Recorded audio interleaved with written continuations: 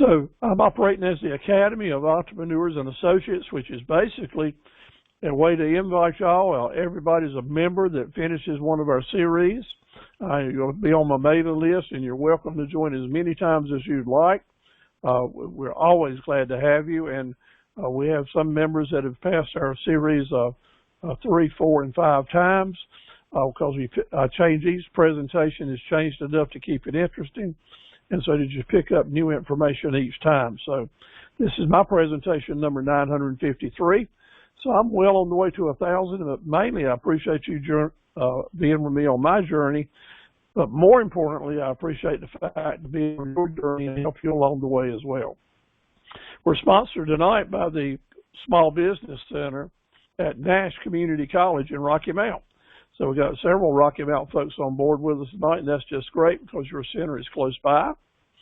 And the director of this center is Tiara Norwood, who's a fantastic director. She really works hard for all of her clients. And if you haven't met Tiara or haven't had an appointment with her, let me encourage you to give her a call. It's amazing how much information they have that they can share. And if you have questions, if they don't know the answers, they know where to get them. But it's really important because they can give you good information, and it's all confidential.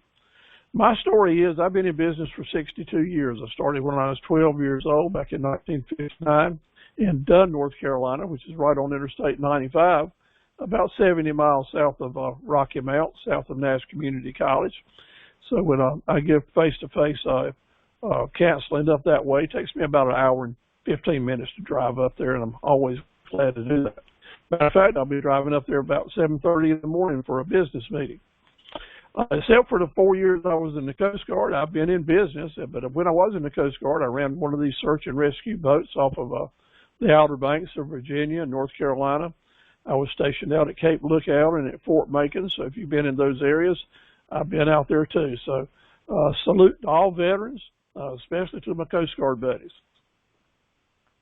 My business primarily, when I was most active, was Carver Equipment Company, a bricks and mortar business located in South Dunn, and this is what it looked like just before I sold it. I sold this property now, but now my business is online, so I serve customers all over the United States online.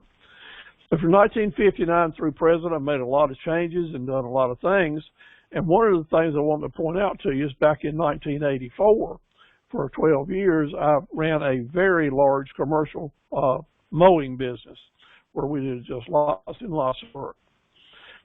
Now I spend my mornings and early afternoons selling on the internet, but at the afternoons and at nights I'm giving seminars or webinars in this part of the state for the small business centers. But here's kind of a brief look at my internet website. This is our home page. We'll talk a lot about different types of mowers tonight, and that's one of my main items that I sell. I don't sell the riding lawn mowers that commercial operators will always use, but I do sell specialized mowing equipment and for special niche markets. If I was giving you a webinar in class, this is probably about what you'd be looking like. So glad to do it. I want to tell you, I'm not a lawyer, and I am not a CPA. I'm just a small businessman that's done it for 62 years and offering you free advice based on the mistakes that I've made and the good things that I've made. And the first piece of advice that I'll give you is always get a second or third opinion. And that's what leads me right back to the small business centers. That's one of the best places you can go get help, support, and advice from. One of your handouts is the 40 Main Street SMART drill skills. I want to encourage you to read those. 30 of them. You can watch videos. You got video links, and you will be surprised on how much self-confidence you'll start getting and how much good information you'll have. These 40 Main Street skills will not cost you a penny, but I'll say to you, I really believe they can be worth millions of dollars to you. So I'm going to encourage you to study those and own them. If you have any questions about any of them, you're always welcome to send me an email or give me a call. I'll be glad to hear from you. Now, your free study guides that came tonight, hopefully they've been emailed to you. And if they haven't been, then I want you to let me know, and I'll email you some tomorrow morning. But one of the emails is 20 businesses you can start with $100 or less. And that's really important because it'll give you some good ideas of maybe things that if you're uncertain on what type of business you want to get into, these are some that you can get into, or maybe 2 or 3, so you can have several things going on. And then there's another email that's got 100 types of businesses that you might want to consider. And that would be very, very interesting for you. So, okay, here we go. So tonight, let's talk about where you are in your planning. And it's just as important that you have a plan or a planner in your mind, but also on paper. If you're serious about getting started, one of your priorities has to be, let's start making some serious notes so you can track your progress, so you can start maybe giving yourself a to-do list. And tonight we'll do a lot of that because this subject of mowing and landscaping, commercial or lawn care, small yards or big yards or commercial sites, it covers a lot of territory. So we're going to be looking at it from 20,000 feet tonight, and I'll give you a lot to think about. It's up to you to sort through what you think is most important to you. And then I'll encourage you that if you like what you're hearing and you want to proceed with it, maybe watch the video again that I'll email to you, and then even again attend another webinar that we'll be giving next week. And at that, you can ask more questions, come on early, and we can talk about it. But you're always welcome to send me emails. That's the way I handle most of my business that's related to my counseling work. Again, nothing that I'm going to do or send to you is going to cost you a penny. I'm glad to help you, and glad also to refer you to the small business centers anytime I can. So what's going to be required to get your business started? Are you going to find the time that it takes to have a successful business? Is this a part-time or a full-time goal that you're having? Do you understand that you're not selling products, but you're selling time for money? It all boils down to selling time for money.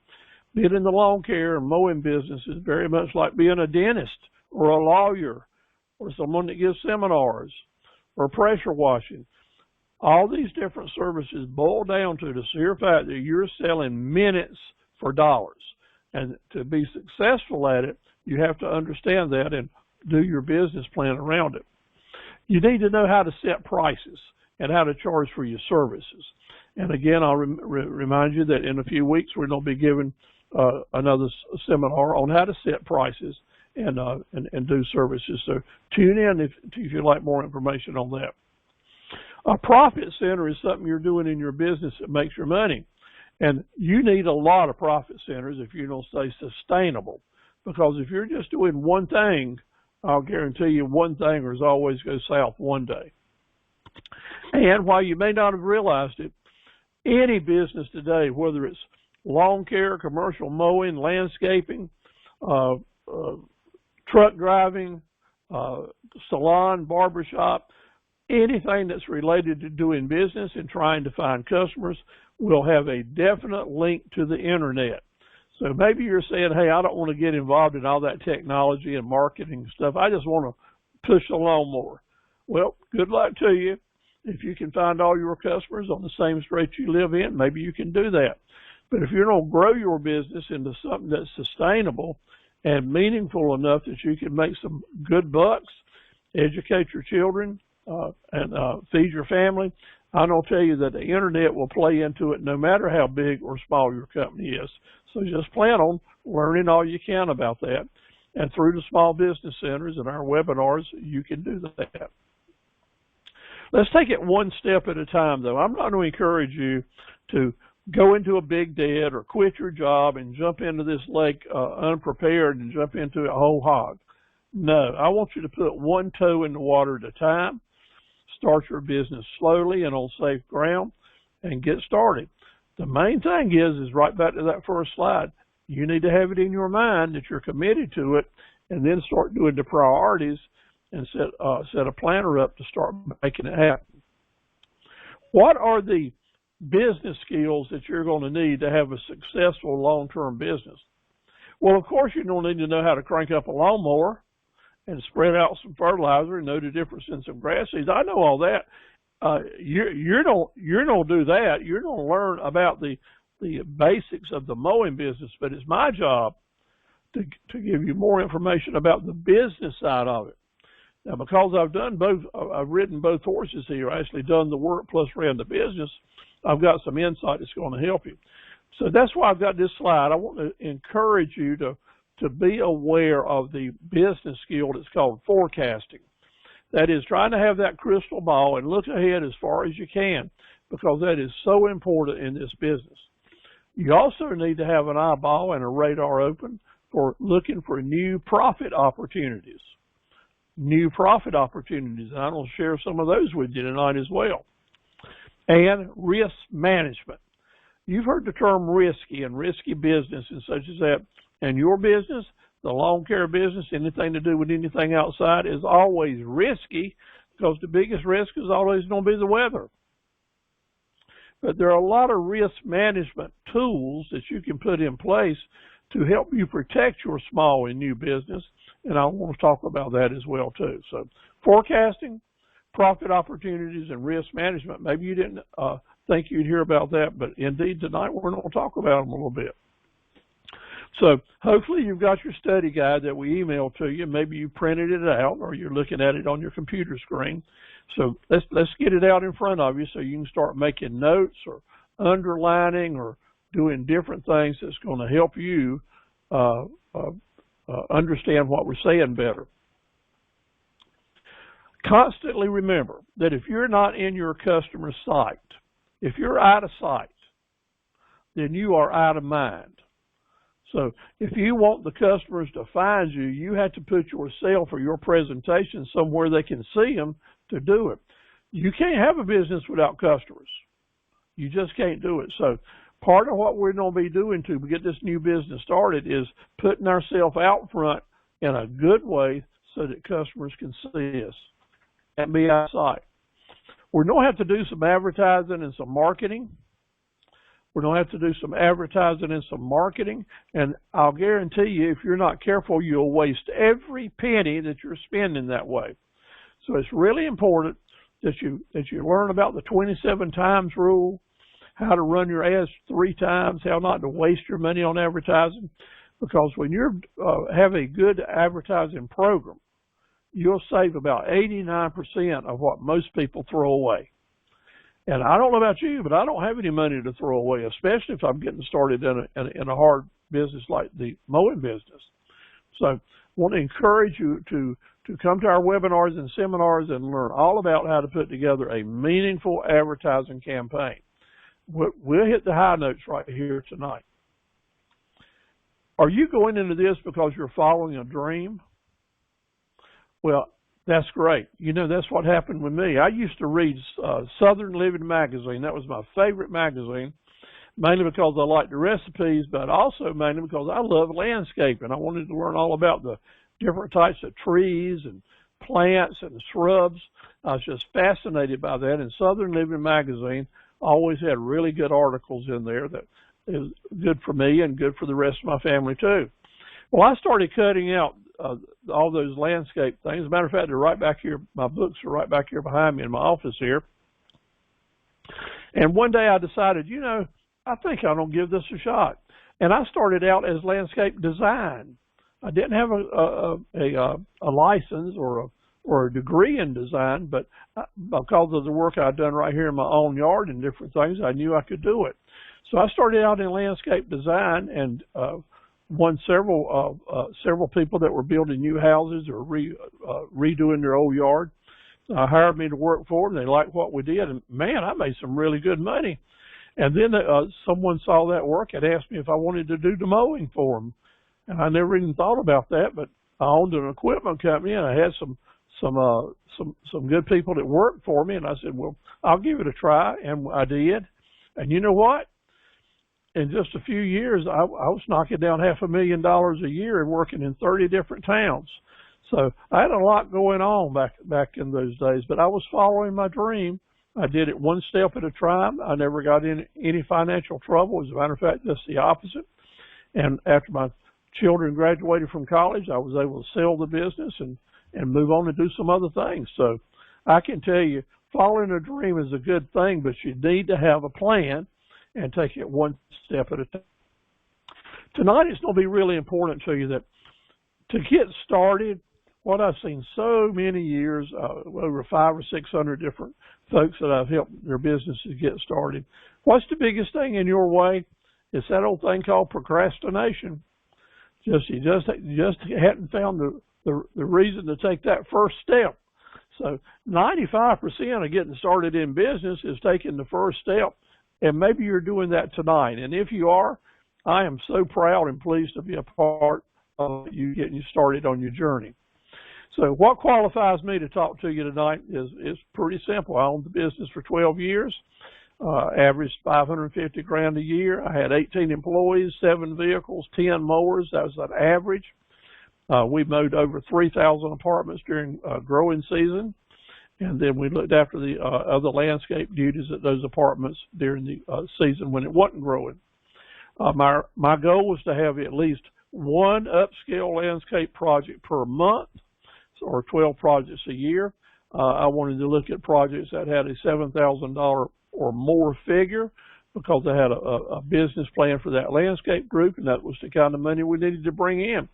And I was better off not to take any projects than to take, but to take ones that really fit my business plan. That way I didn't lose money if I didn't get the right projects. Also, I've been involved in equipment sales and servicing and leasing. The slide here says 45 years, but now it's 55 years actually. So I've got a lot of experience in buying and selling all different types of equipment, from landscaping, tractors and skid steers and every kind of mowing mower that you can think of. So if you've got a question, I can probably know the answer, or I know where to find it, and I'll be glad to help you. But now let's just put up some red flags right to begin with. This business is not for you. This business is not for you if you can't work outside on a hot day. If you can't work outside on a hot day, this business will kill you. You'll have heat stroke and heat exhaustion. It is really serious. So depending on your age and your physical situation, notice one of the first things I'm going to say to you is you need to know that this isn't a day at the park. Now, maybe you're planning on putting the business together and you're staying inside the office and sending other people out to do the work. Well, more power to you. If you've got the resources to make that happen, maybe it can work for you. But most of us that are just getting started don't do the work themselves. I know I did. I mowed grass on my tractors at airports and ball fields and schools and in homes and apartment complexes. So I was out there sweating with the rest of the crew. And I can tell you that I had to stop it at some point in time. The last time I had a heat stroke, I was putting down sod down at Fayetteville, North Carolina, and basically I had to get out of the landscaping business. If you're planning on taking extended trips with your family, like down to the Caribbean or cruises or over to Europe, or every year you like to get on your motorcycle and go out west during the summertime and springtime, well, you go ahead and take your trips. But if you're not at home managing your business day to day, especially when it's new, then you're going to have some big trouble. So before you get into this, where you're going to be needing to stay, and your wife and the rest of your family is kind of planning on you being somewhere else during the growing season, this is not the right kind of work for you. And if you have a little trouble staying on focus, getting started on a plan and then seeing it finished, then you need to rethink this too, because landscaping and running a mowing company requires detailed planning and a calendar and a schedule and a commitment for you and everybody that works for you to stay on plan. This isn't the type of business where you can say, well, when the fish start biting, I don't go fishing. No, because when the fish start biting around Easter, that's when the grass starts growing too, and that's when people are also wanting their landscape to look really good. So if you've got other things going on, let me just say up front that you might not be happy in this work. But if you're chasing a dream, then you can. I want to say to you, let's keep it really simple. let's keep it simple. And I'm going to talk to you about some really basic, simple marketing tips that I want you to kind of warm up to. First of all, you got to lean forward. You got to lean forward to make it happen. In other words, think positive. Think that I can do it, but also think that I'm going to have a plan. Now, this is a gentleman that works down in the Fayetteville area. He's been doing landscape work, and he was a computer design engineer, had a wonderful career, a lot of educational degrees, but he wanted to work outside and do lawn care. And he put together a niche market where he mows real small postage stamp size yards. He likes to go into a residential area, a new apartment area, or a new zero lot line site, and he'd get one person on the street, and then his goal is to get everybody next to them. So basically, through his business plan is all about spending all of his time at the work making money instead of driving all over the countryside from one place to another, burning up gasoline and vehicle time, and not having a chance to do many jobs a day. And he's done really, really well at it. And 15 years ago, when I took this picture with him, he was telling me even 15 years ago with himself and one helper, he was bringing down in the $50,000 a year range, and not breaking a sweat actually. Just had a good business plan and moved forward. That really excited me to be able to share that with other people through the years. I want you to know that there's a difference in two words. Marketing is one word and advertising is another word. And a lot of us that haven't been in business or haven't really thought about it just think we can use these two words any way you want to and throw them in and out of any sentence. They mean the same thing. Well, maybe you can do that because they are synonyms, but as a business person, I want you to take a little bit different slant on this. I want you to think about marketing as the overall big picture. That's the money investments we make in letting the community know that you're here to stay. It's the little advertising that you do, the small ads, the continuous things you do. It's the sign on the side of your truck or the decals on your mowing equipment, or maybe the T-shirts that your crew wears, or the ball shirts that you buy for the Little League team. It's fairly little stuff, little investments that are a lot of people get to see it. That's marketing.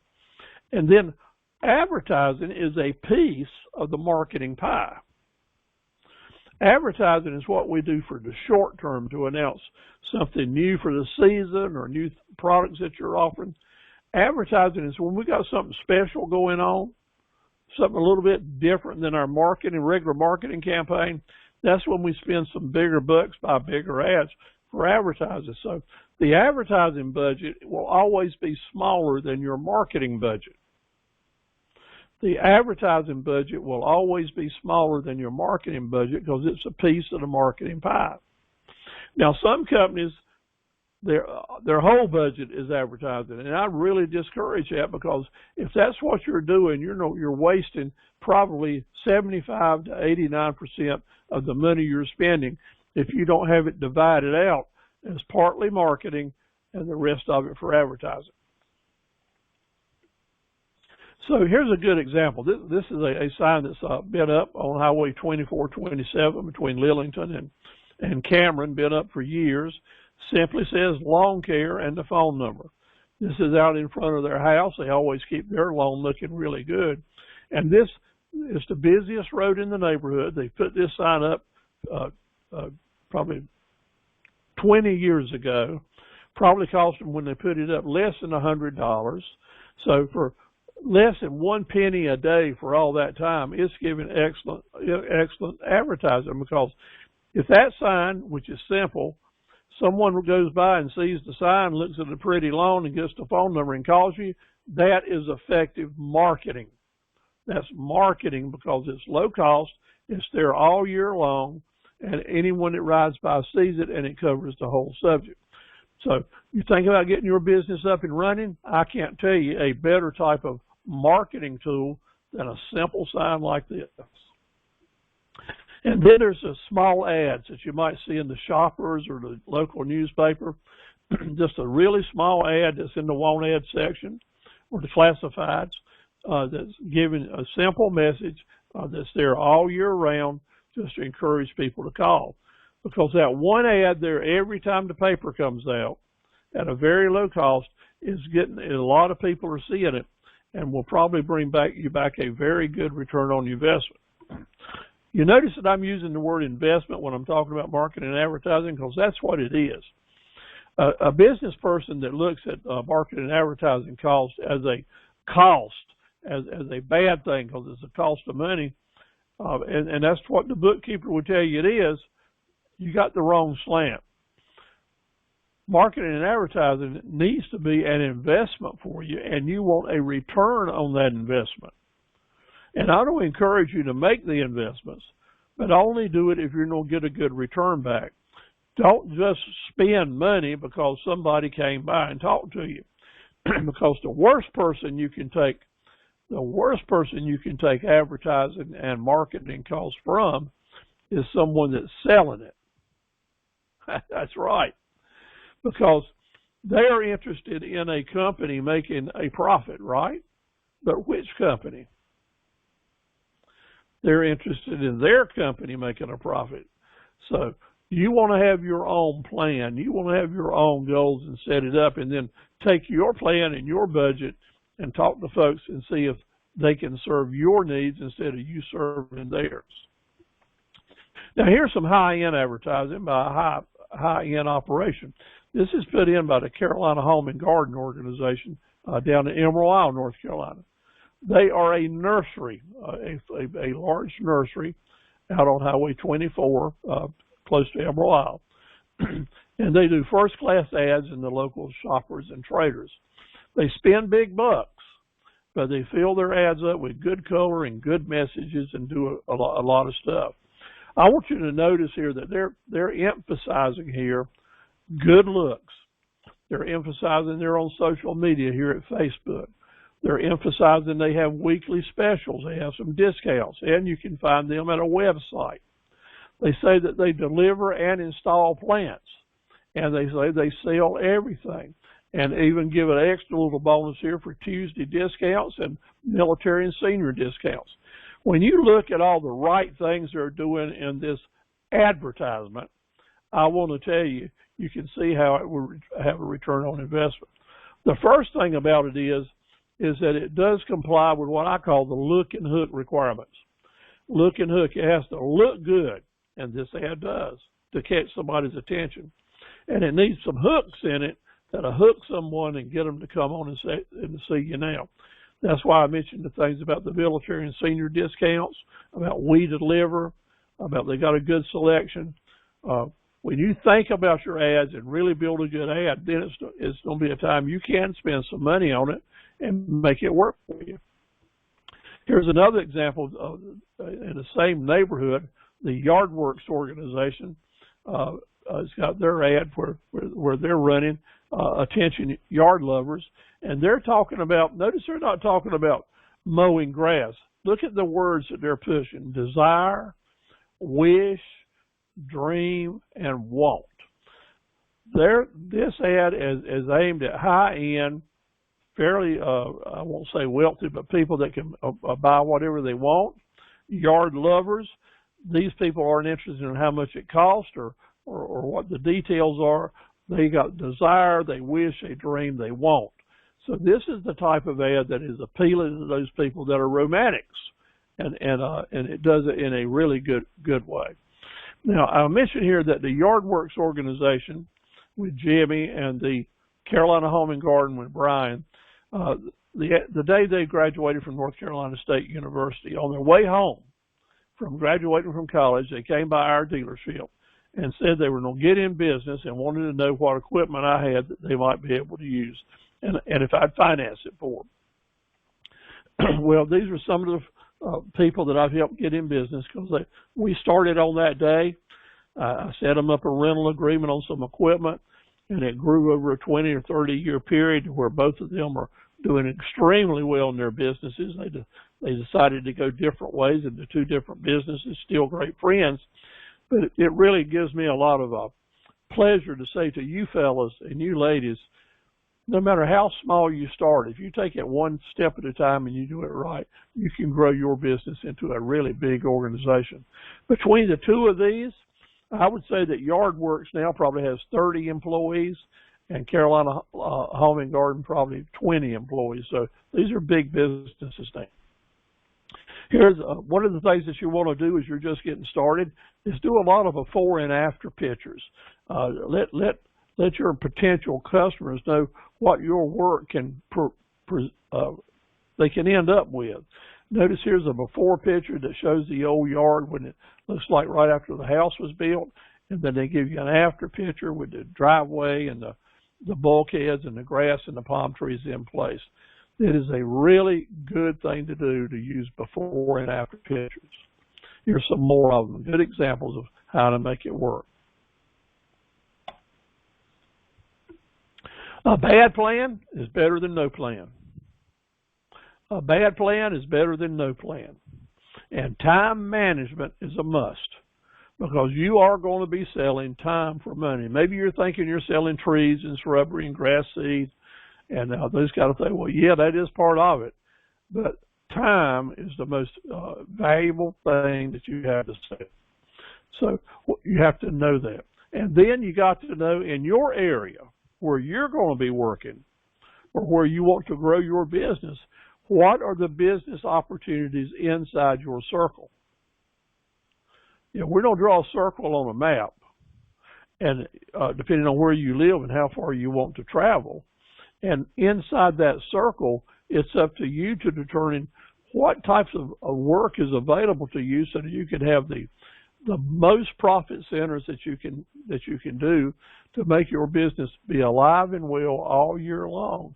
And maybe how many different things you want to be doing with different crews to serve your needs. So you got to look at that circle, because there's going to be a point that you don't want to drive outside of, especially with gas over $4 a gallon, right? The most business you can do that's inside a tight circle means at the end of the day, you're going to be a lot more profitable.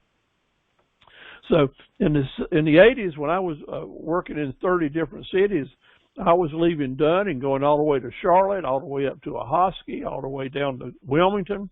In other words, I was driving my crews, my 6 crews would leave out in the morning at 6:30 and wouldn't get back to 7 and 8 at night sometimes. So it was a different world then.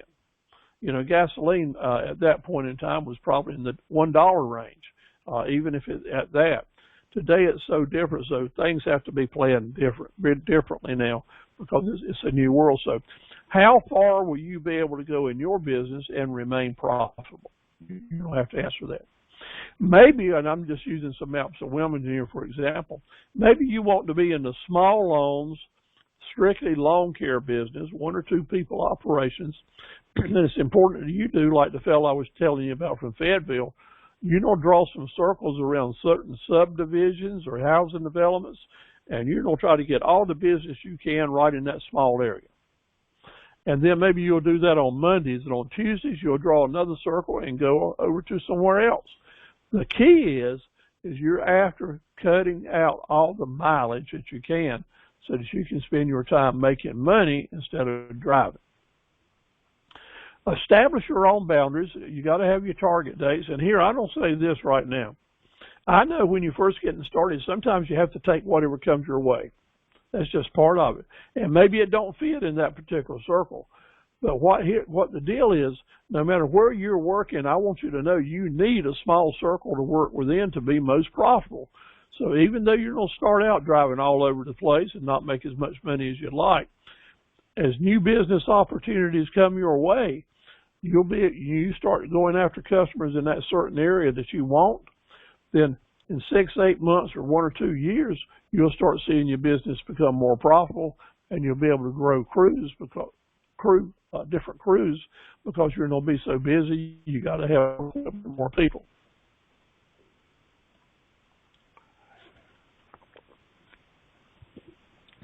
Okay,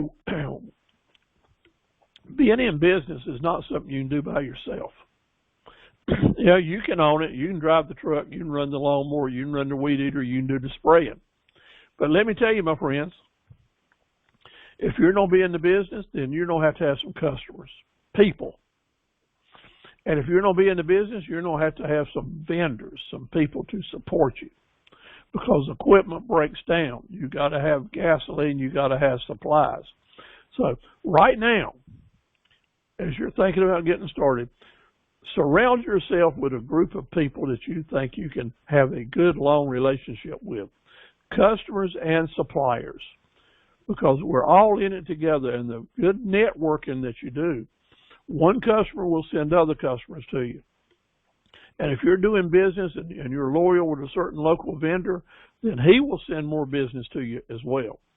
I used to get most of my landscaping business, my high-end landscaping business, from referrals from the nurserymen, because individual homeowners would go out to the nursery and they'd look around, they'd do this and they do that, and most nurseries do not plant stuff.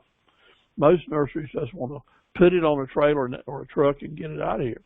But the nurserymen, I had a good relationship with them. They knew that I just did top-end work, no mess. I guaranteed everything that we did, and bought first-class plants. So when the people went out there to say, well, who might I get to plant these plants for? Who's somebody good? Well, then they had my card, and I got lots of referrals. And I'd weed those, choice of words, but I'd weed through those customers and possessions, and I would try to look at the ones that were after cheap and weren't going to let me make any money, or those that I could convince to let me give them a first-class product and a happy ending. So know right now that your ability to understand the nonverbal communication skills and how customers talk to you, how to close a deal, the right questions to ask are going to be really, really important for you to establish your base. Now, here's a bonus you didn't know you were going to get, but in your handout, there's a long list of where you can find different prospects for different kinds of business. It's just an idea list of all the places you can look, and you're going to be amazed because there are so many people, so many businesses that want to hire folks to come and do that work for them because it's specialized work, and they want the people that's going to do it right. So you'll get a lot of good prospecting ideas in that free handout, so I encourage you to look it over and use it to help get your plans to line. A profit center is something you're doing in your business that'll help you make money. The subject tonight has so many profit centers, I could go on and on and on, so I don't hit the highlights of the ones that are being used in eastern North Carolina that I'm aware of. And that is, you've got a business that maybe is going to focus on mowing in the growing season of grass mowing. But you need to make money 12 months a year, right? So when the grass isn't growing, what are you going to be doing? Or if you want to offer more services to the same people so you don't have to travel so far, how many extra services can you offer to the same people so you don't have to be adding on so many different customers? That's our goal here. So let's talk about different types of profit centers that you might add to your business. Of course, mowing and spraying, which brings on a certain amount of expertise, dealing with fire ants, tree trimming, pressure washing. You know, if you've got trucks and trailers and people that are used to running equipment, that means all you got to do is add a pressure washer and you've already got all the other stuff to start a pressure washing business. And that can keep you busy at times that you're not mowing, or even in rainy seasons maybe. Handyman work. Yes, you or maybe some of your crew is really good at handyman repair type work. Having pool services. If you've got high-end customers that have swimming pools in their yard, most of them will want to hire someone to come at least occasionally or maybe at least once a week to do certain types of cleaning the pool or fixing the landscape around the pool or a number of things. So having pool services that go along with lawn care is a very good pair to put up, to bring together. And then, of course, there's whether you're a landscaping company or not, you can, as a lawn care company, you could offer lawn repairs and light landscaping, maybe not heavy-duty stuff, but the light landscaping. The frequently asked questions is so important. And one of them is that a lot of folks that are wanting to get started in this business, Steve, do you know somebody that might want to invest in my business and be my partner? Well, this is the kind of business that the answer to that question is sometimes yes. It's going to depend more on what you have going on for you. Whether you can sell yourself as being ready to ask an investor to help you along. Because whether it's a private individual or a member of your family, or maybe you're going to the bank, you're going to need to be ready to ask those questions. A key factor is your business plan, your credit reputation, and how much money can you pay down on stuff. Is all this going to be debt on someone else, or are you already carrying debt and making monthly payments, and how are you managing your money? So, do I know an investor right now ready to invest in your business? I do not. But when you put your business plan together and list down why an investor should be interested in investing in you, that picture could become altogether different. You want to offer a plan that's low risk, a good return on investment, and you're proving to them that you're in it to win it. How much money is it going to take to get started? And if you have to borrow money, how about the timetable for investment payments? And how about the time payment for how long you're going to finance stuff for? These are important questions. One of the good things that I can say to you is the major expenses that I had when I was getting started in business was my truck, my trailer, and my mowers. Well, all of those issues, if you buy them from dealerships usually have finance plans that go along with the sale. So if you do have some down payment, a decent credit reputation, then you won't have to go to the bank to borrow your money. Maybe the person you're buying the equipment from will be able to finance it for you as well. This is an area where renting and lease to own become very important. It's a type of business that whether you buy new or used is very important. And some of that is risky, but if you can buy the right used equipment and buy it for a significant less than new equipment, then the chances of you being profitable are really good. But what you don't want to do is buy used equipment and finance it for a long time like it's new, and in the first year it starts giving you trouble. You still have a lot of debt on it, and it's time to get rid of it. Never be upside down. Never be upside down with your debt. Now, what does that mean? If you're upside down on your debt, that means you owe more money on a piece of equipment than it's worth. Therefore, if it dies on you and you got to replace it, you're in trouble. Or if you get in a jam and need to create some cash, you can't sell that piece of equipment and end up with some extra money.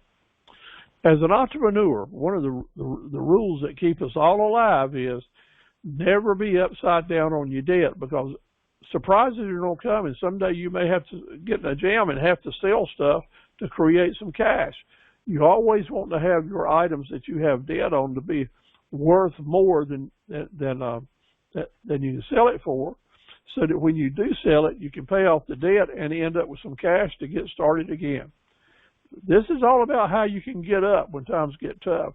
And sometimes the only way you can get up is to turn some of your assets into cash to keep going. All right, we're going to focus on the business plan for a few minutes here. And I apologize to you if I'm going really fast, because we have to cover a lot of ground here. And it's a lot to cover. So I'm encouraging you to pick up what you can, to look at your study guides, look at the video tomorrow, redo it, and write down questions you may have, and send me an email or call the Small Business Center and talk to them about it. We're certainly willing to help you. Those people that are in it to win it, that are here seriously, like I hope that you guys are, would spend all the time that it takes to get your questions answered. I want to give a special welcome to Daniel and Angela and Penny and Monique, Gary, and we got a couple of people from the Roanoke Rapids. I don't see those names, but it's so good to have you on board tonight. I appreciate the chance to be a part of your journey into entrepreneurship, and hope that we can have a lot of visits together, and maybe even meet one day or be in a seminar person to person. Talking business plan. Now here's basically a graphic that one of our Academy members fixed up for us that's showing you when you're thinking in terms of your business plan, what this is. See down at the bottom where it says what's left? Every business plan that I'm going to encourage you to take a look at, the purpose for having it is to end up with an answer to the question, what's left? Especially when you're getting started. Because we don't have to guess. It's guesswork until you get your business up and running. Sometimes I'll tell people you have to be in business a couple of years before you can write a real business plan, because you just don't know the answers to the questions. So we have to guess at it. We have to estimate. We have to project. So some of the things over here on the right-hand side are all of our expenses, the red ink stuff. List down all the different things that you think you're going to have to spend money doing. And maybe you don't know how much it's going to be, but you know what the different things are. Well, put in, let's say that's your plan, do a business plan for 1 month at a time, or 6 months at a time, so it'd be 6 times 1 month to give you a 6-month plan. And then over on the other side, take a guess on where you're going to get your money from, your revenues. Where's the money going to come from? Because what our business plan is going to do is going to take under consideration all the money that we estimate that's going to be coming in, and then we're going to total up all the money we think we're going to be spending out and subtract it from the revenues, and then we're going to know what's left. And now what's left might be your profit, or we'll call it margin. It could be net profit before taxes, depending on how you do your planning. It might have different definitions, but the bottom line is, if it's black ink, it's profitable, and that is good. If it's red ink, that means you're going to be losing money. Now, if your business plan projection, your first time you do it, comes up in red ink, do you just throw your hands up and say, the heck with this? It's too many numbers to deal with. No. A business plan is something you write and rewrite and redo and rethink until you get it to make sense. So that's why we got this little thing here going on called One Step at a Time, do small business models, and I can send you some good information and help on how to get your business plan started, and we'll be glad to do it. And I'm going to encourage you that you'll get the most free business training with our series where we do 7 series in a row of all of these different aspects of starting your business, so you kind of get it all in one picture and mark yourself as you go along. So how about the startup cost? How about a simple guide? At the start line, list everything that you can think of that you're getting started with. You know, if you're not already bought the mower and the pickup truck and the trailer, then you've already made an investment in your company. So make a list of all those things. After the night, I'm going to mention several skills that you may need, and hopefully you're saying to yourself in an honest way, hey, I need to jack up mine and enhance my skills in this area or that area. So list down the skills that you need to be improving yourself on. Do a personal financial statement showing what you're worth and how much money you got coming in and how much your goal is to improve that situation, because it's your goal, your income goal, that's going to be the target at the what's left on the business plan. You know, we're not going to be doing a business plan here just for the fun of it. No, we don't do a business plan to try to make it achieve your goal of income. Now, what do you need besides the specialized equipment to do the work you're doing? I really want you to have a computer or a laptop or a desktop, one way or the other. You're going to need that to manage your business and do all the things you do. I really like to encourage people to get a computer or a laptop and have 2 screens, because you can be so much more productive on 2 screens than on one. And if you feel real comfortable saying to the whole world, I don't do email, I don't do text messages, I don't do this, and I don't do that, I'm old school, or I'm from the country, or to have pile all these feel-good excuses while you're not up to using a computer or a smartphone, then get over it. get your granddaughter out or your daughter to show you how to do this stuff, because in business today, in the type of business that we're talking about, you are constantly going to need to be able to use the internet to help you. You're going to constantly be able to take before and after pictures. You're going to constantly be in need of technology to find the parts you need for your tractor or your mower or your backhoe. So, might as well know it right now.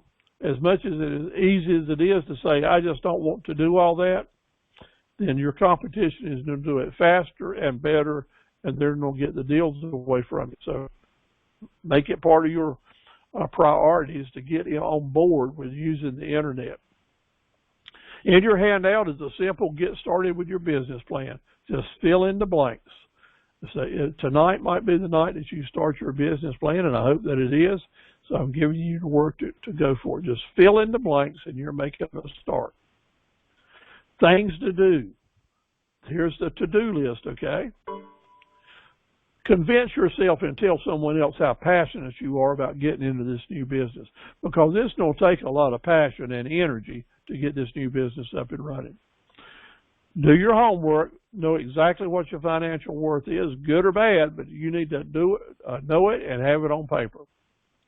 Make sure that you're filing and paying your taxes, because when it's time to go borrow some money or have someone to finance a mower for you or a tractor, they don't want to know that you've been paying your taxes. So you might as well file them and pay those taxes as needed for the last 3 years. You need to know your credit score, because if it's low and it needs to be improved, then I can send you a handout, and if you do a few things, you can start increasing your credit score next month by just making a few adjustments in the way you pay your bills. Think about the different types of insurance you're going to need for your business. Doing different types of work will require different types of insurance. And sometimes when you get your insurance as a business person, you have to pay a 20 to 40% deposit up front on that annual policy, and then after that you start making smaller monthly payments. So know where you're headed with the insurance and how much upfront money it's going to cost you to get started. That'll save you a surprise. And then we want that business plan that's going to show us what's left, which needs to be positive cash flow. I want you to be able to negotiate with every purchase, because you need to buy right. You need to not pay more than you have to for anything. So there's a lot you can do when you're negotiating buying every piece of equipment. I've got lots of handouts to help you on that, and you'll learn a lot in our webinars and seminars about negotiating and doing contracts and stuff. Do not be in a hurry to buy anything. Do not be in a hurry to buy any stuff. Think about what your purchases need to be. Figure out where you can buy it, how much it's going to cost, and then it's time to go out and start shopping to see if you can beat that good price. That's what you call negotiating for the best deal you can find after you find a good deal. Know a list of the products and services and go ahead and write them down. Think about the different things that you're going to offer your customers. Start out with a target of 5 different menu of 5 services that you're going to offer. And then you'll be thinking about what type of equipment, what type of insurance, what type of tools do I need, how many people am I going to have to hire to make this happen. And let's say your business grows, how many people per crew will you need to keep a business going with several crews. During the first 6 months, there's going to be probably a negative cash flow because you're buying tools and equipment, you're training people, you're spending money on advertising. So a lot of money going out before money starts coming in, and that's kind of scary, I know. I've been in those situations myself. So we have to be honest with ourselves.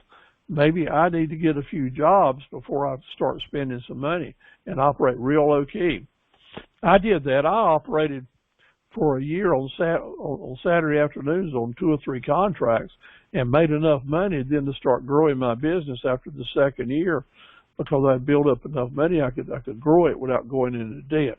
I don't like debt. But you know what? When people ask me, do I need to wait till I can pay for everything before I get started? I have to say no. Because in today's world, you never get started. But what I will say to you, I don't want you to go into debt unless what you're buying can start paying for itself on day one. If it can pay for itself and give you extra profit and you know it and you feel good about it and you got the business lined up to make it happen, then that debt is good. But if you have to make the decision whether to buy new or used so that you're not going to be spending more than you have to, because let me tell you, in today's world, a $2,000 pickup truck will haul just as much stuff in the bed as a $100,000 pickup truck. So be smart about things like that. Do not spend money you don't have, especially if you don't have to be upside down on anything that's got debt related to it. Just a few really important basics.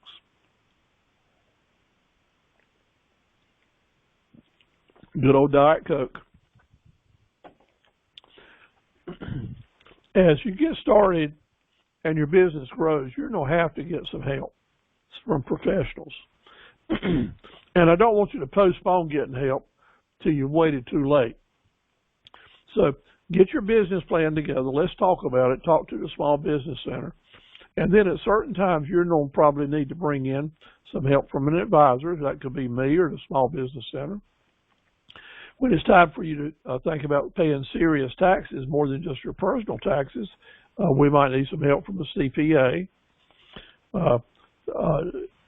How fast your business is growing and how many people you bring on board. You might have to have a chat with an attorney. You will need a banking relationship for your business.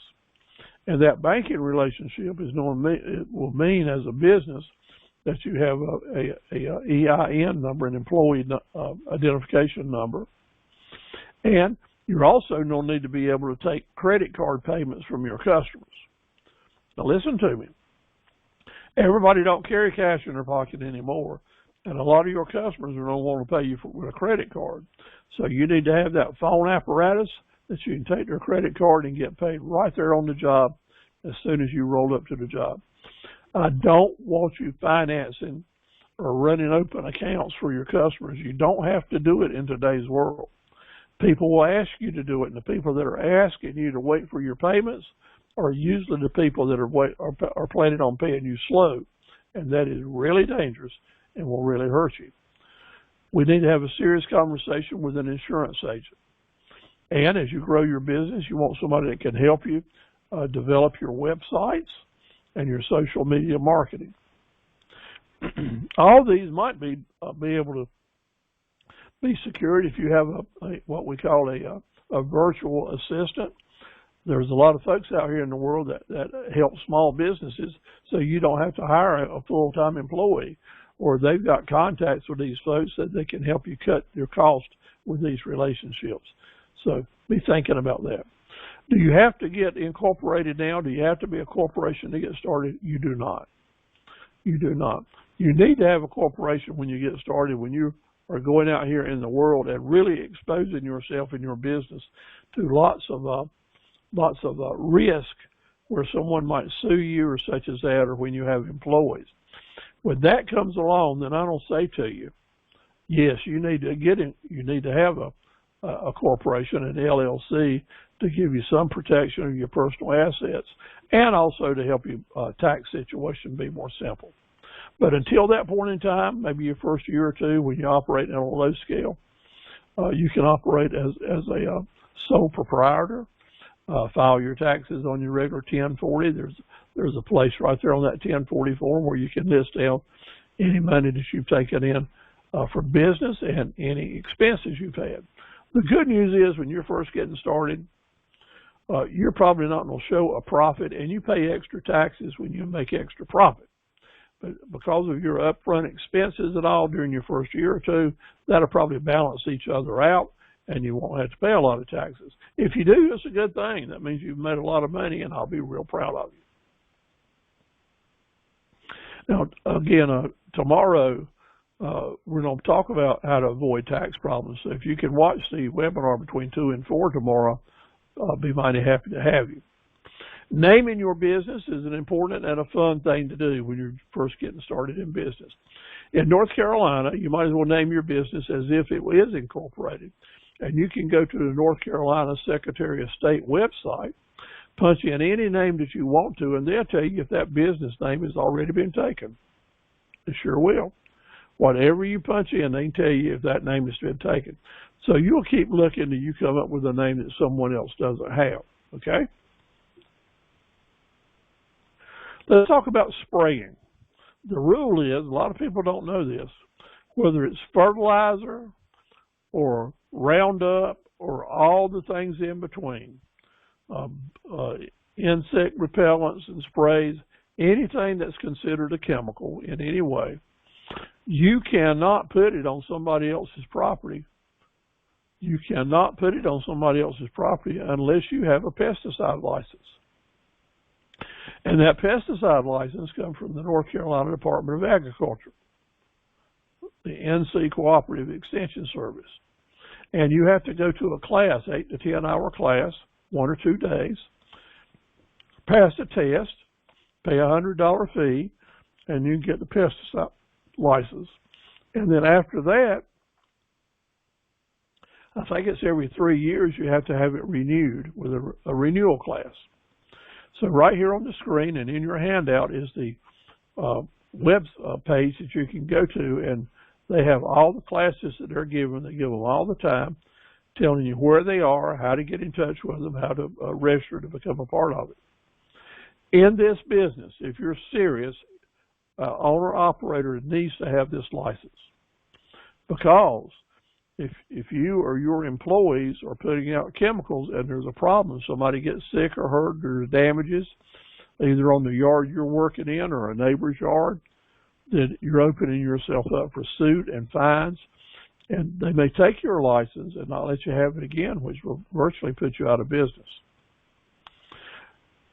Well, does that mean all your employees have to have a license too? No. Here's the choice. You have to be on site when the chemicals are being dispersed if you have the license. Your employees can be doing the work and you can be supervising them, and that's just fine. But if you're off doing another job, you can't leave your employee there to put that chemical out unless they have a license as well. So you don't think about that when you're hiring folks, mainly your crew leaders or your managers, to hire people that are savvy enough to be able to go to these extension service classes with you, get their license as well. The government and insurance all play into every business. But when you're dealing with people working outside that is in dangerous work, I got to have a little conversation about that.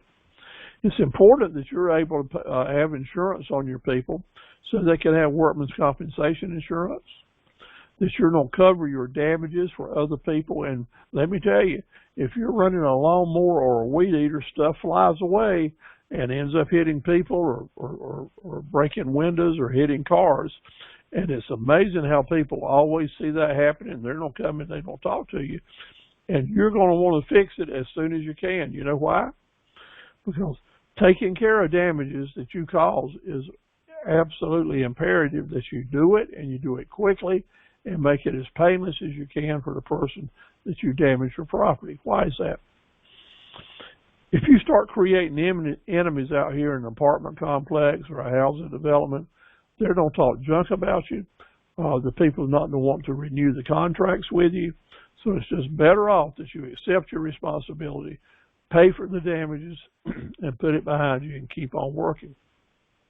But we're talking about risk here. So I got to say that these things don't happen. Accidents don't happen until someone is not being conscious and not having risk management factors in play. If you got your shields down and your operators have been coached on the do's and the don'ts, you're probably not going to have these problems. But you know what? Not. Because things just happen sometimes. That's why it's important that you have some insurance to back you up and the willingness to do things right. So inland marine insurance policies are very important to you because that's a weird name, isn't it? Inland marine. But those are the types of insurances that cover accidents, collisions, and things like that. And then another type of insurance that you'll want to talk about if you're going to do government contracting or for some housing developments or apartment complexes you work in, they require you to have a bond. Now, you've probably heard that before, the word bond. Basically, that's an insurance policy. An insurance policy that says that if you don't deliver the service that you said you were going to do in the contract, that the people that had hired you, they have a right to go hire someone else to finish the job, and the insurance company pays them for that work. So being bonded is a special thing, and it means that you're a good business person with a good reputation, probably no criminal background. It's hard to get a bond with anything except good credit and a good background. So we always get around to this question. Are you wanting to start this work doing landscaping, mowing, so that you can keep your present job? You've got a good job now and you want to keep it. And you're doing this just to improve your wages, to improve the money you have to spend? Or do you really want to build a standalone business? Do you want just to have some part-time extra work? Or do you want to build a standalone business? Well, just know that answer yourself, because it's important, because you can do both. You can keep your job with your benefits and your growth, and maybe increases and increases in the future that you're looking forward to, and you can have a side business, a sideline business. So a side hustle, as a lot of people are calling them now, and it's good to have both. Let me tell you that I kept my equipment company going on for the 12 years that I had my mowing company. And the Lawn Masters was the name of my business. It was a side hustle for me, but it ended up being a standalone business. That's good, and it worked out well. We brought in a lot of money, and we kept 20 to 50 people employed all the time. So a side hustle that starts out with one lawnmower and one pickup truck, one trailer, can grow into something really special. But having that growth only will happen the right way if you have a plan to see that it goes that way. So give that some thought. Time management, really important topic. I want you to think when you're looking at, and the reason I got this slide is because a lot of folks who haven't estimated jobs before, they get really torn down with looking at the job and trying to figure out how long it's going to take you to get things done. Is this going to take me 15 minutes or 40 minutes? Is this going to take me 5 minutes or 2 hours and 5 minutes? Well, the first rule of thumb that I learned and put in place myself was, when I look at a job and figuring time for my men and for me or for my extra labor, I always thought in terms of 15-minute intervals. That was, when I looked at a job, if I thought it was going to take 10 minutes, I'd put down 15. If I thought it was going to take 20 minutes, I'd put down 30. So always look and estimate your jobs in 15-minute increments, and always update them to the next half hour, if not at the end of the day. You know how long you can work without getting an overtime.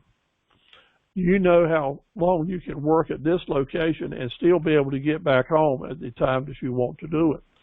So in the back of your mind, it's always about time. It's always about time, because that's going to be the defining factor in how profitable that you are. Crew sizing is an important topic too.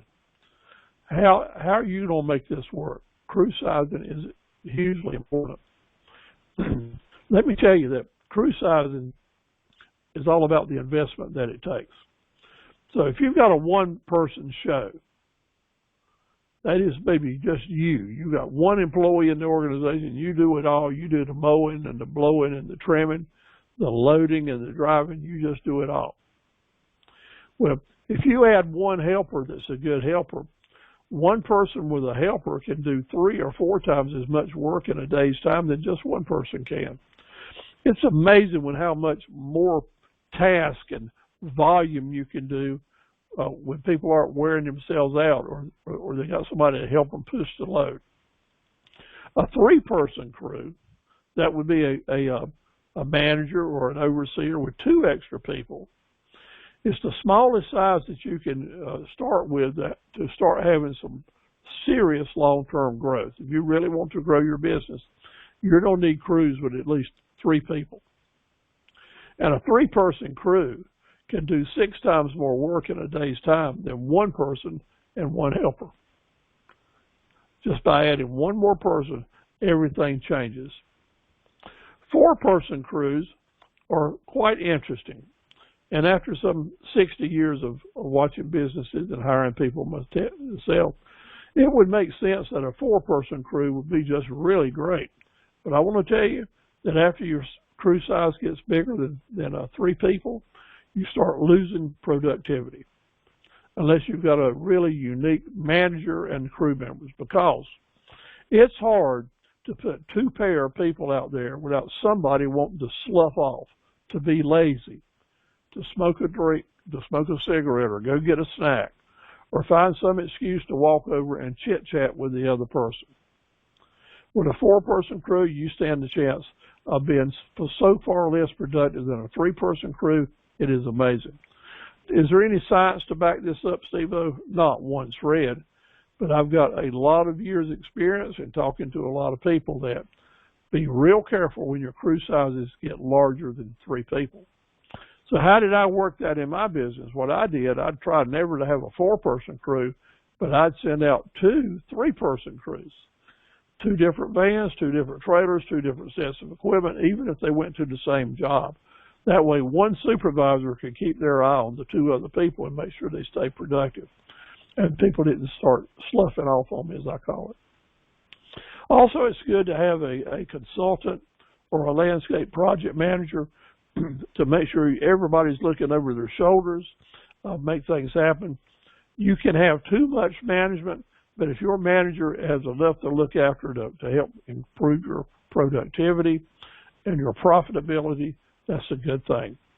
Anytime you get more than 3 crews out working, you're going to need a project manager series to look after things. Let's talk about equipment. It's kind of a fun thing for me to talk about. This is called a grooming mower or a finishing mower. It's made to go behind a tractor. So when you move away from the world of riding lawnmowers or stand-up mowers or push but walk behind mowers and all the different types that you've seen in the field, when you move into specialized types of mowing, where the best money is, then you move into specialized types of equipment. And this is kind of my strong suit. Everything I'm going to show you from here on out, I sell lots of them all over the United States.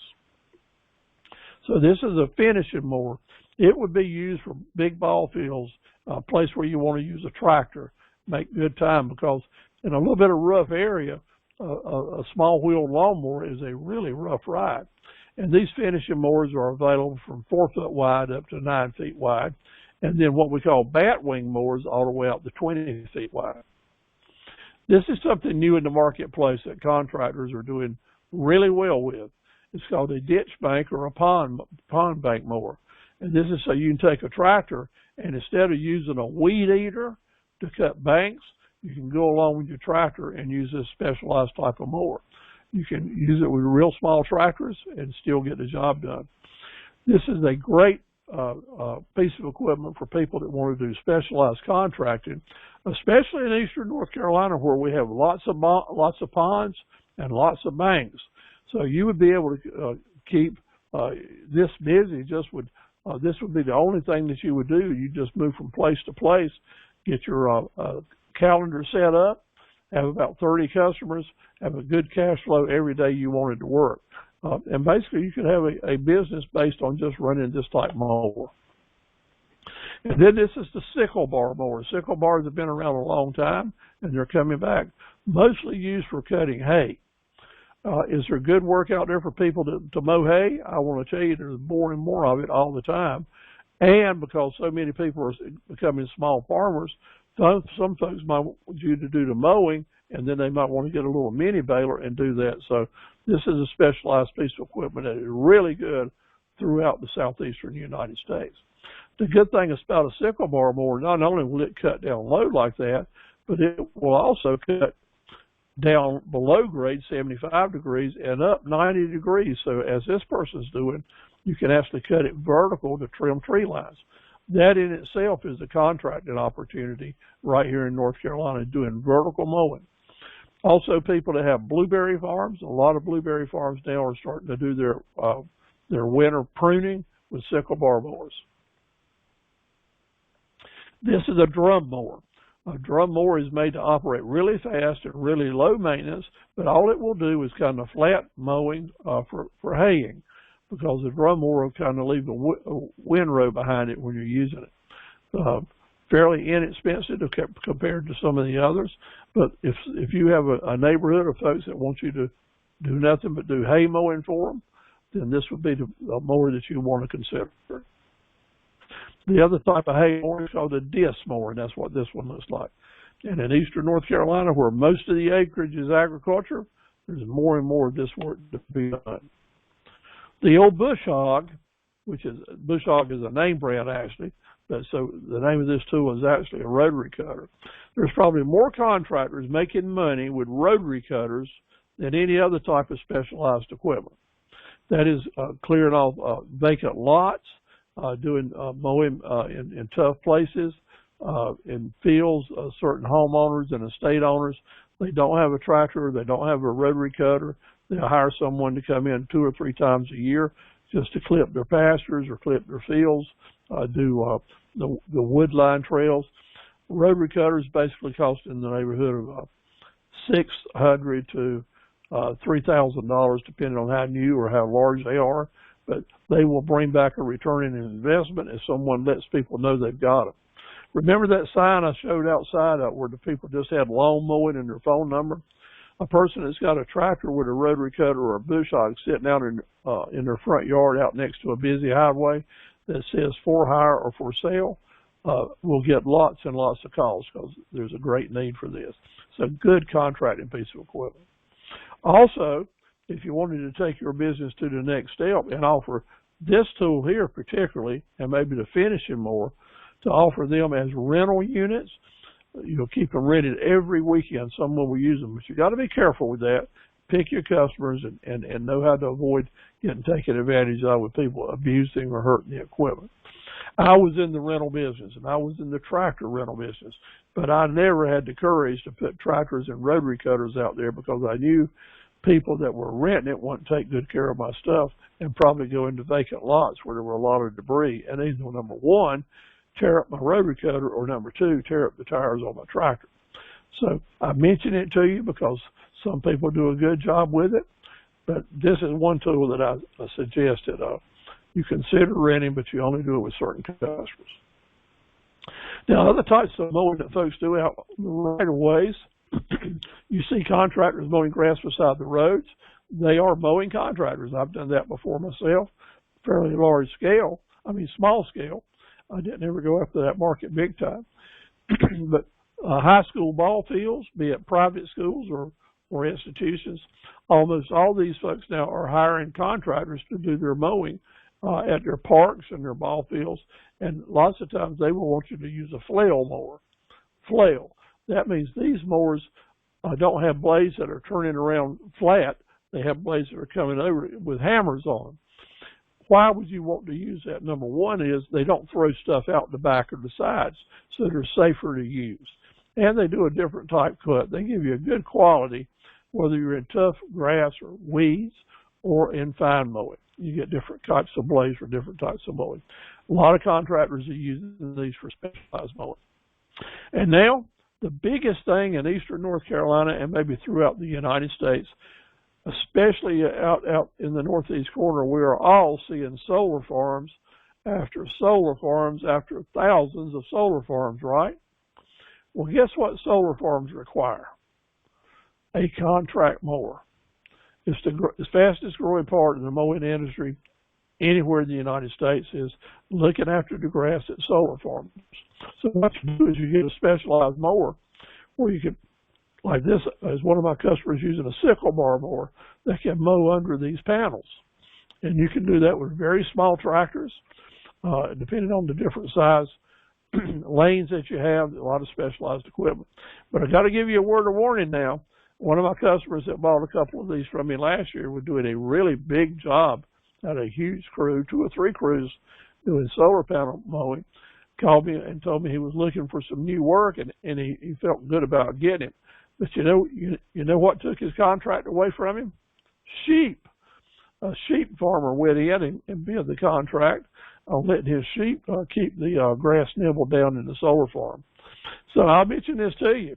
If you've been looking for a way to have a place to carry your sheep to graze, then maybe you want to become a sheep grazing mowing contractor, which is just fine with me.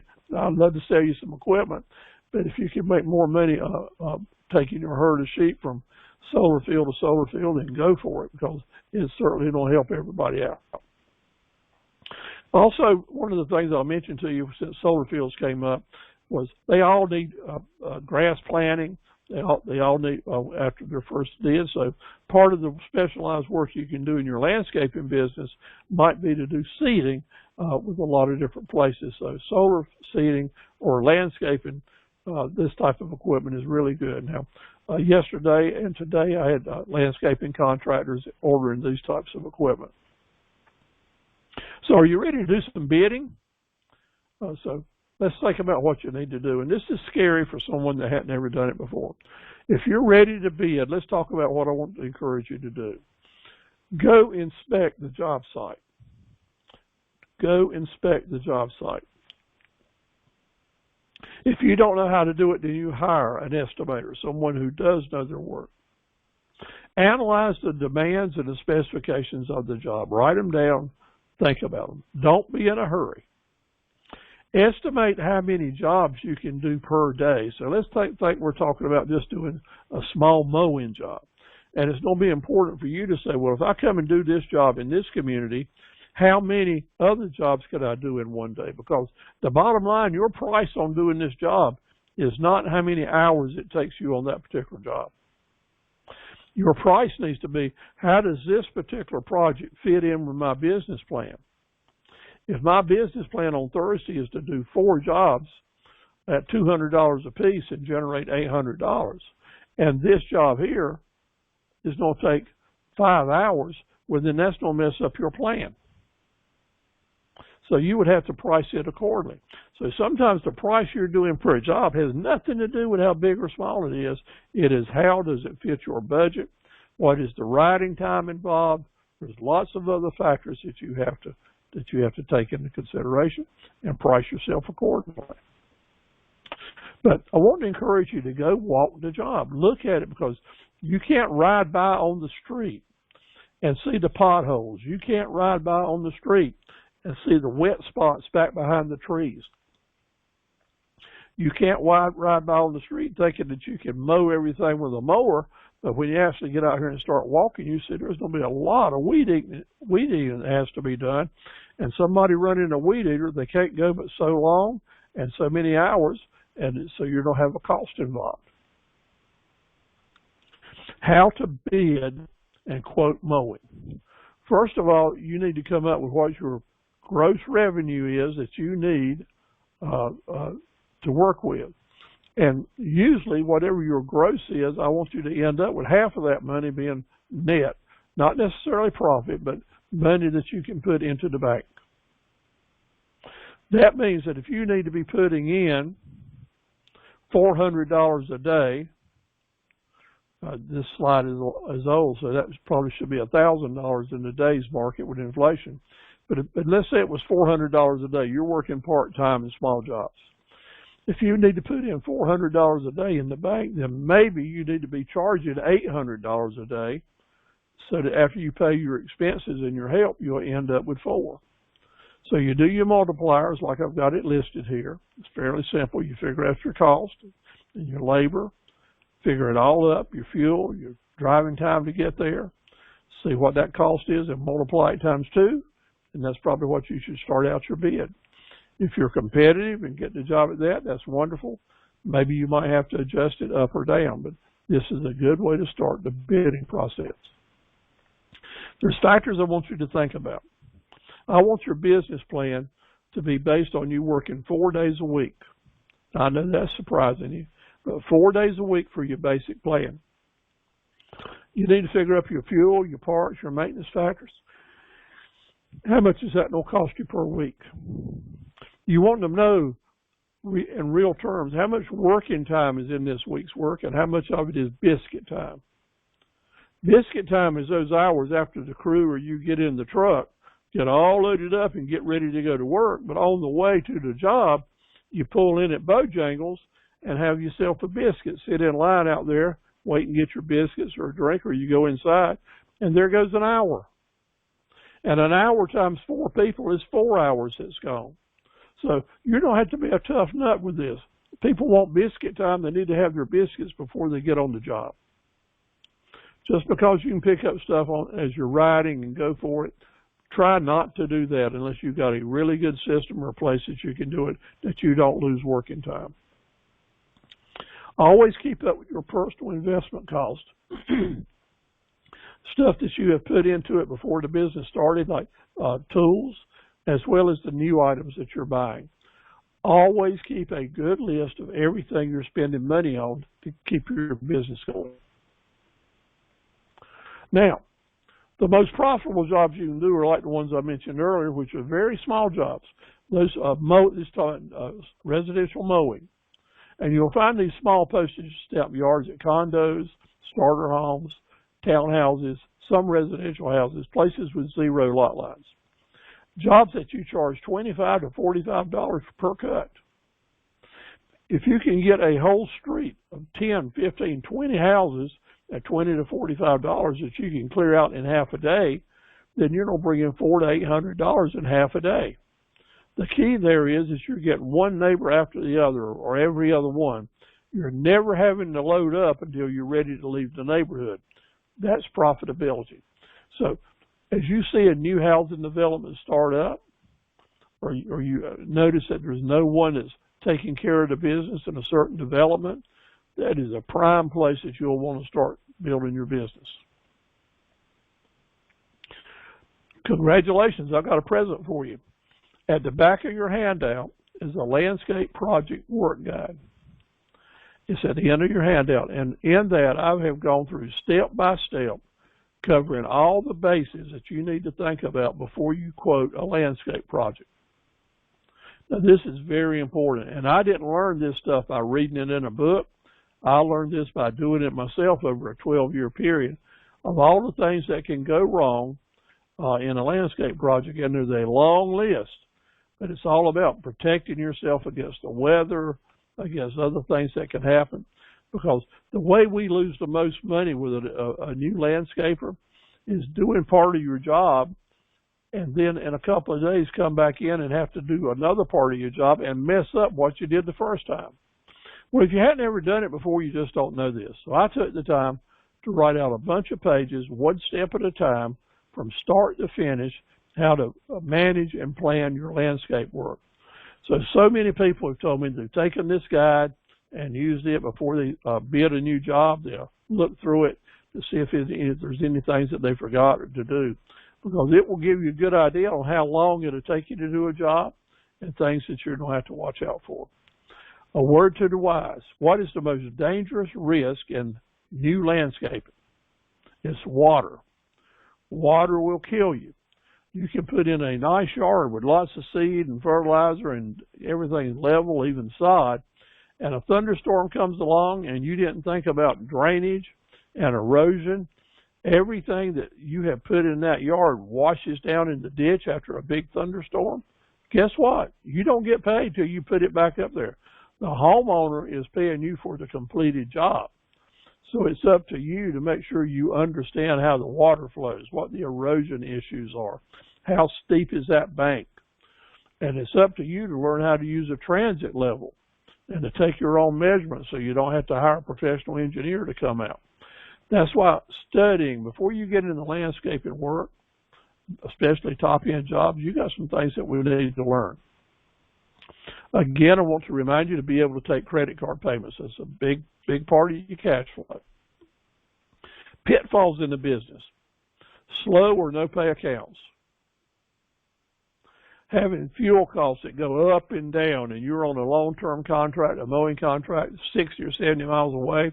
When you write a contract for a long time, a number of months, always put a fuel escalation clause in. That's saying this contract is based on fuel prices being at $4 a gallon.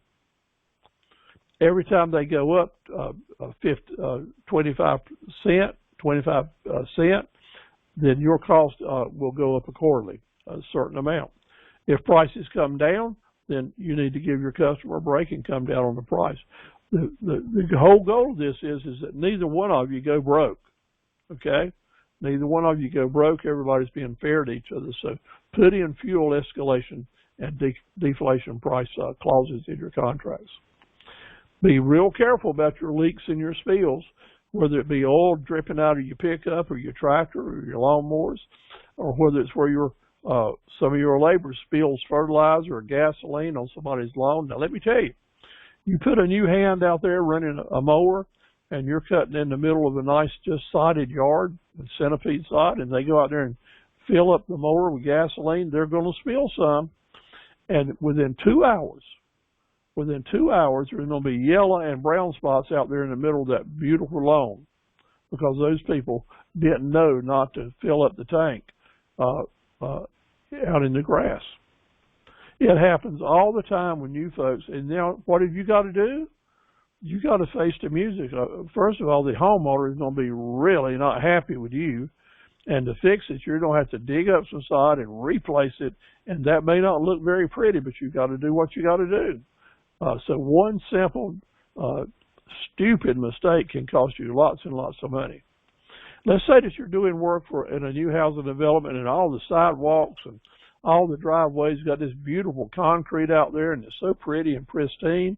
And here you pull up in there with your tractor, or your mower, or your truck, and it's leaking oil, and there's black spots. When you pull out, there's black spots on that driveway. Not a happy day. You got to clean it up, and it will never clean up and look as good. So be aware of those kind of things. I like to call it mirror vision. You got to look at what you're leaving behind you. You don't want to leave behind you spills or leaks or cigarette butts or soft drink cups and cans or wrappers. Clean up behind yourself and do your very best to keep your help and yourself from making really dumb spilling on people's grass or property. Another pitfall is, man, there's a lot of thieves that will steal everything you own. They'll get in your truck and drive away with your truck, your trailer, and all your mowers. So always be conscious that there's folks out here trying to steal your equipment. Put decals on your tractors and on your trucks so that they'll say, well, I can steal this, but someone will see it right away and know who it belongs to. Paint it dumb colors if you have to so you can recognize it and tell the police that it's not just normal, there's something special about it. Okay, a pitfall is those flying objects that you always could happen when you're mowing. Got to be careful of it. And now flowers and ornamentals versus weeds. Do you know the difference? Some flowers and ornamentals look like weeds to me, and there's some weeds that look like flowers to me. But the key is, if I'm going to be a landscape professional or a chemical professional, I need to know the difference, and you do too. So how do you avoid this pitfall if you really don't know? You get with the homeowner and you walk and say, let's walk around the yard and you talk to me.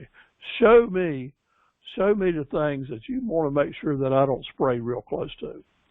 And if it's at my house like here with Norma, she's going to show you several of her plants that, indeed, if she hadn't shown me, I would have sprayed them or cut them down with a weed eater thinking they were weeds. You have to ask the homeowner to help you with some of these things, okay? And then, even above that, you need to be aware, because it's ultimately your responsibility. You need to be aware of what's growing in that yard and what you shouldn't be spraying or cutting down. So over here on the right, you'll see this yard that's all gapped up. You see it there? It's all gapped up. See that sprinkler spraying back here?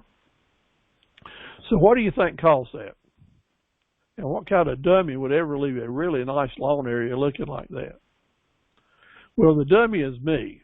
And I did this one kind of on purpose so I could take this picture. Because the most complaints that a mowing contractor is going to get from his homeowner customers or his commercial customers is your mower is cutting uneven and left gaps. I can see everywhere that mower went every time you made a turn. Well, what caused this? It was one tire had low tire pressure. And it's so easy to happen, and sometimes it can happen in just a few minutes. So there's always a chance that your equipment needs adjusting. And your operator that's just sitting up there say la vie, as long as the mower's running good and I'm not hitting anybody, I don't keep mowing. And every time they mow down a streak, they may be leaving a gap. That takes training, it takes instruction, but mainly it keeps that manager to have to keep his eyes open because the operator may not realize it. So remember when I said about the 3-person crews? If you got 3 people, 2 people on the lawnmower, a third person needs to always be checking and seeing if the mowers are still cutting level. Because this can happen on every job real easy, real quick, and really just cause a mess. Now, you can always say to the homeowner, well, it'll grow back. Next week you won't ever be able to tell it. I'll get it fixed up.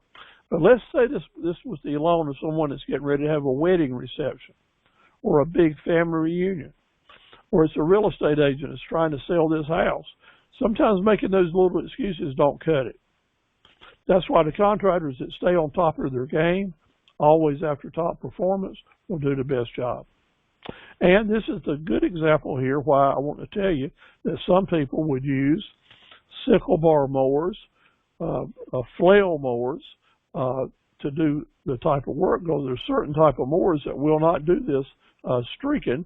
So every different type of mower has pluses and minuses, and you can talk to someone that understands the equipment and maybe help you get the best equipment for your job.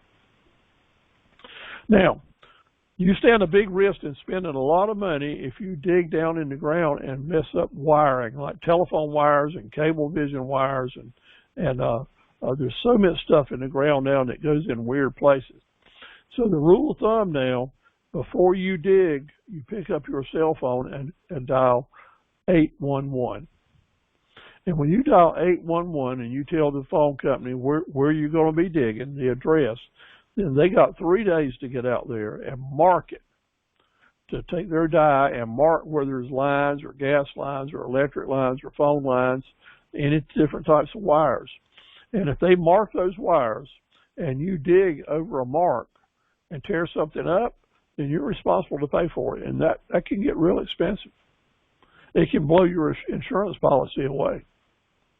But if they don't mark a space and you dig there to plant a tree or a shrub and you tear up a line, then you're off the hook. So know that when you're pricing your jobs to your customers, you want to say to them, how about go ahead and call it 811, or you do it, and say after they come and mark this, then I can come back and give you a quote. This is so important that you can't guess it, you can't push it, you can't act like it doesn't exist. 811 is the difference in someone calling 911 because you've had a heart attack after you made a big mistake. Before you dig, call 811. All right, let's get into maintenance and landscape service and kind of move away from mowing just a little bit. Annual maintenance, doing work in the fall or different types of things besides mowing, is a really profitable type of business. Sometimes it takes specialized work or even some specialized equipment. So primary maintenance services include mowing and blowing and edging. Of course, that's the contracts we talk about. But now let's talk about pruning and weeding and removing leaf debris and applying seasonal mulch. All of these are different ways that you can make some really good money besides mowing, and it's part of the contract and work people pay you to do. Other types of work with specialized equipment will be aerating, that's putting holes in the ground, doing long rust spot repairs, putting plant food out for trees. Let's say someone's got a pecan grove or a certain group of trees. Trees need fertilizer, and there's certain ways to do it. Time consuming, good pay there to do it.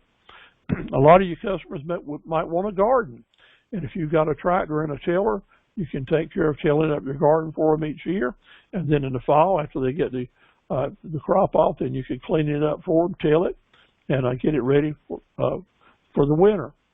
Gutter cleaning is an excellent way to get into some extra money. You got the help, you got the experts to get it to happen, and as already mentioned, pressure washing is maybe one of the most prevalent ways that contractors can grow their business, actually double the size of it with the work that they do.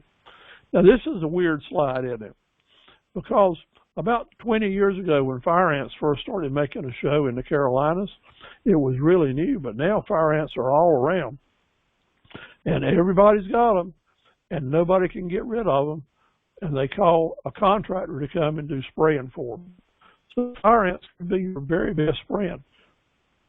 I've got lots and lots of contractors that I've helped lead. I sold ATVs for a number of years to help them get into spraying business. Now, what do you need before you do spraying? A pesticide license. But you can make $150 to $1,000 a day spraying for fire ants in eastern North Carolina. I have a number of contractors that have been doing it for years and are putting some really good bucks in the pocket by doing it. Landscaping, all different types. Top-end landscaping being specialized, like for around pools or new construction. When you get good at a certain type of work, then your reputation will go out there. You can use your before and after pictures and just get your business to start growing. But getting into the landscape business is kind of tricky. You need to have some specialized training. One is design, to make sure you're putting the right kind of grass in the right place, the right kind of trees and shrubs. You need to understand, as I said earlier, what's happening with the water. What's your erosion issues? What's your runoff issues? What's your flooding? What's your damp spot issues? What's your draining issues? Those are the things that can take a beautiful lawn and kill it in one storm.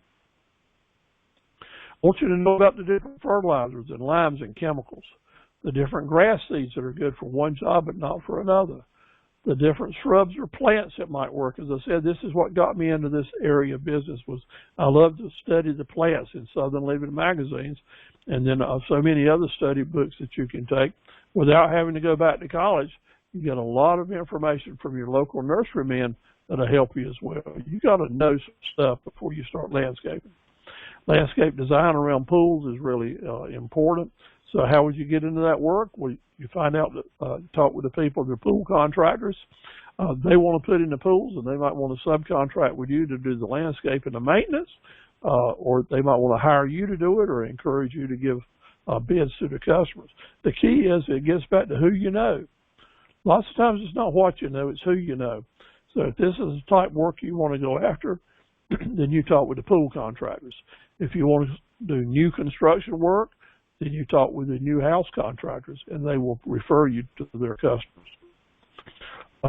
Some people need to have, for erosion purposes, and just look pretty. They want bulkheads or special lighting. This is the area of landscape contracting that is wide open, and you specialize with it. Bricks and stones and pavers are a good area to get into. This is the type of work that you do in the fall and during the winter and the early spring when you're not running your lawnmowers. Irrigation installing is a big, big market. You can be as simple as you want to go for it or sophisticated as you want to go. You can get your supplies now from places like Lowe's and Home Depots. They've got huge selections of stuff. You can take a lot of easy courses to give you the basics, or actually you might want to work for an irrigation contractor and learn from them. But in other words, let me tell you, if you're putting down sod, you want to encourage your customers to have an irrigation system to protect their investment. And lots of times those customers will hire you to put the irrigation in, and then you can do the sod. I always decided that I had enough to do that I wanted to hire an irrigation contractor to come in and put his work in before I laid the sod. Because as they were testing out, there was a lot of you had to hang around and fix stuff and make adjustments that I wanted to be moving on with my job. So part of that plan that I mentioned to you earlier that's at the end of your handout is going to encourage you to get up to a certain point and then call this contractor to come and do their work. Then after they finish, then you do other things. That way, nobody's having to walk over someone else's work, which ends up costing you money and lots of time. Lighting is a real special niche market for landscaping contractors. Really fun. Homeowners really love it. Your before and after work there go a long way to get it done. All these are possible profit centers for you. The real money is going to be in the niche markets. It's not in the mow and the blow. That's going to be the bread and butter money. But the gravy, the extra making accomplishments, putting the bigger deposits in after you get your basic money from mowing and blowing, is going to come from these special markets. If you go after it and get good at it, that's the key. It's becoming real good at what you're doing so your customers will recommend you to someone else. So what are you waiting for? What is it that you want to be doing April 1st, 2023? How large do you want your company to be July 1st, 2026? And when 2031 comes along, do you want to have a large mowing company with a lot of things going on? Well, what are you waiting for? Put a plan together now. Start writing it down tonight. Think about how you want to get there. Lay it down. Send me a copy of how you're thinking about it, and I'll give you some good feedback. I'll share with you some ideas based on my experience, and you get ideas from someone else. But is anything going to be different for you tomorrow if you don't make some changes in your priorities? Nope. It's up to you to quit waiting and kind of get to work. Where are the customers? You look at your handout, the list goes on and on and on and on. There's plenty of business out there. Your competition is not other people. Your competition are the distractions in your life, and you waiting around to get out and start this business getting going. You want to wow and dazzle your customers. Yeah, it's with personal greetings, it's your phone greetings, it's how you do your presentations and your displays. You want to have follow-up calls and business cards. Come to the free training that you can get right here from me and other people giving these webinars for you. Come to the free training that's available to you at your small business centers. So let's bring it on in for a landing now. Don't wait till everything's just right. It will never be perfect. Now here we are at the 1st of April, 2022. COVID is trying to get away from us. People are looking forward to getting outside. Folks are wanting to improve their lawns and their mowing. If you want to be a part of the business, you got to get out there and do it. You have to make the decision that you want to do it. Things are as near to perfect right now as they will ever be for you. Every moment matters, and if you're going to start building your legacy, tomorrow's the first day to kick it in. So find your chat button. Please make sure that you leave me your email address. Daniel, I see that you're on board, and make sure you leave me your email address. And Caitlin's got hers. And Penny, let me know where you're located and what type of business that you're thinking about starting. Any questions that you have, you see right here, just send me an email at carvstv@gmail or at the handout. I've got another email address. Stay in touch with me. We want to help you. If you're in an area where that you are not in the Rocky Mount area but would like to get in touch with your small business center, just let me know, and I'll be glad to make that introduction for you and set you right up. It has indeed been a pleasure to work with you tonight. Let me turn it off here.